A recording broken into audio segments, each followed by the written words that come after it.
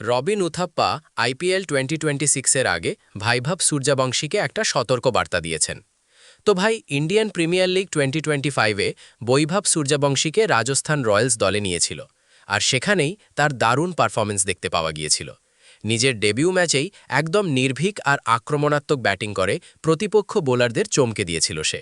খুব অল্প সময়ের মধ্যেই দলের গুরুত্বপূর্ণ প্লেয়ার হয়ে উঠেছিল বৈভব। তবে নতুন সিজন শুরুর আগে রবিন উথাপ্পা তাকে একটা ওয়ার্নিং দিয়েছেন। বৈভবকে নিয়ে কথা বলতে গিয়ে উথাপ্পা বলেন, গত 12 মাসে আমি বৈভবের প্রায় সব ম্যাচই ভালো করে দেখেছি। ও অসাধারণ ট্যালেন্টেড প্লেয়ার, কিন্তু যদি ওর ব্যাটিংটা খেয়াল করে দেখো, আমার মনে হয় ও একটু লাকের উপরেও চলছে। যখন কম্পিটিশন আরও টাফ হয়ে যায় আর বোলাররা বুঝে যায় কোথায় বল করতে হবে, তখন ব্যাপারটা কঠিন হয়ে যায়। এখন আর সেই নতুনত্বের চমকটা নেই। এই মুহূর্তে ও কিছুটা লাকের সাথেই এগোচ্ছে, যা খারাপ না, কিন্তু আমার মনে হয় এই সিজনটা ওর জন্য খুব শিক্ষণীয় হবে। লং রানে এটা ওর অনেক কাজে লাগবে।